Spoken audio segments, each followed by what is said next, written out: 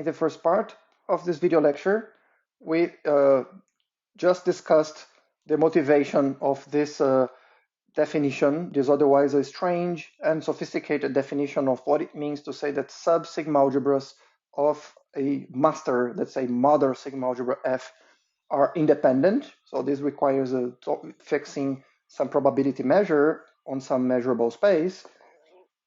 So we discussed the motivation for this definition, what it means for a collection of n sub-sigma algebras to be independent.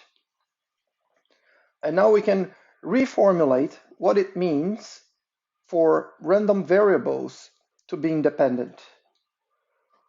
And well, there's something tricky here. We're using here the pullback sigma algebra of each of these random variables. So we have a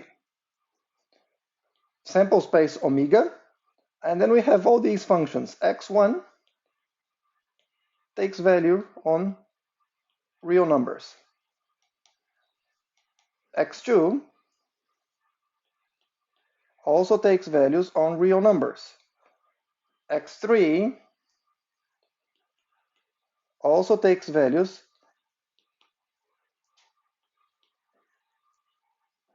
on the set of real numbers, and so on. We have all these functions from the sample space omega to the set of real numbers. And remember, what is a sigma of x1? Sigma of x1 is the pullback of the sigma algebra, meaning, well, we have a sigma algebra here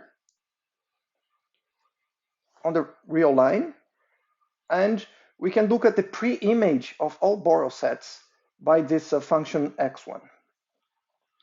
It is at least as coarse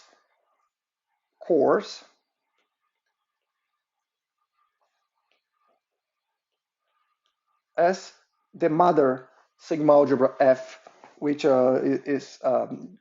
describes the probability space completely. For instance, if x1 only takes two values, then the sigma algebra, we only have one set, a set where the x1 takes one value, another set, that's the set of where x takes the other value, omega, and the empty set. If x1 is constant, then the sigma, if x1 constant, then the pullback, the sigma algebra generated by x1, is the simplest possible sigma algebra. It only has omega and empty set. So the more complicated is the behavior of f here, of x1 on the real line. There's a complication, or the richness of information of what x is doing here on this line will be expressed in how rich is the sigma algebra generated by x1.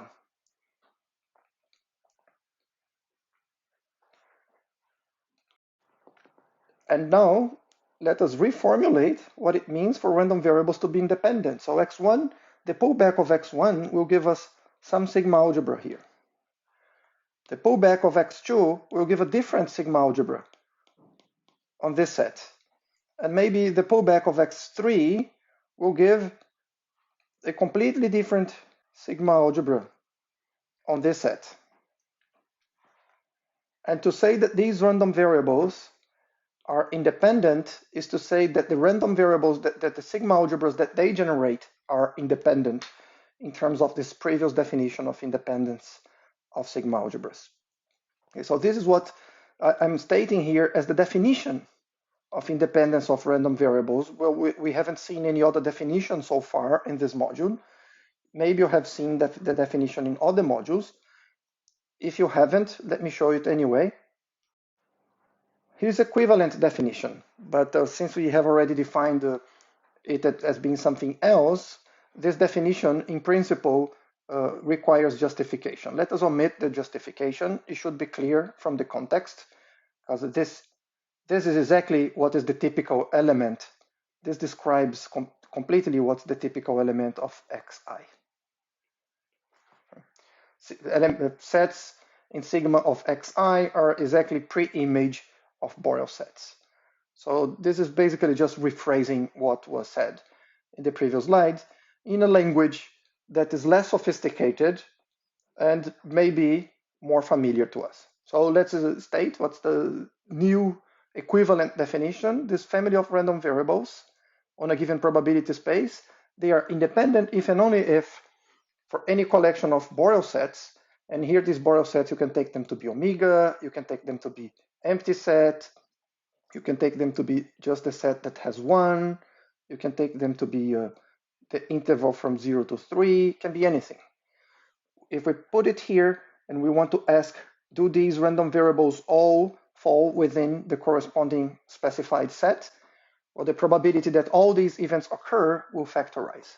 This is what it means for random variables both to be independent, and this is basically the same thing that we just said in terms of independence of sigma algebras. And now we can define independence of events. In the previous part of this video lecture, I talked a lot about what it means for 3 events to be collectively independent. But this was just a motivation to define independent sigma algebras. Now let's give a definition that is consistent with this description of what it means for a collection of events to be independent. And well, we just resort back to what we just defined, independence of random variables. So we say that this family of events is independent if the corresponding indicator functions, which are then random variables, if they are independent. And as noted in the first part of this video lecture, this is the same as saying the sigma algebra, the smallest sigma algebra that contains each of these events, which is this is the smallest sigma algebra that contains a certain event, is the event itself, its complement, empty set, and omega. We have seen that in exercises many weeks before. So this is the sigma algebra, the smallest sigma algebra that has one specific event in it. And well, to say that these sets are independent is the same as saying these corresponding sigma algebras are independent in the sense of independence of sigma algebras that we stated at the beginning of this video lecture. So these are, these are just definitions at this point. So there's no hard proof to digest, but conceptually it's something to get used to. This notion of sigma algebras being independent and the fact that sigma algebra generated by an event is what carries the information of the occurrence or not of that event. And sigma algebra generated by a random variable, is what carries the information of which values that random variable is taken. So sub-sigma algebras, they are related to information that we can get by making partial observations on a certain probability space. So this concludes this video lecture, and these are just definitions, but then we'll see some small theorem in the next video lecture that will use these concepts.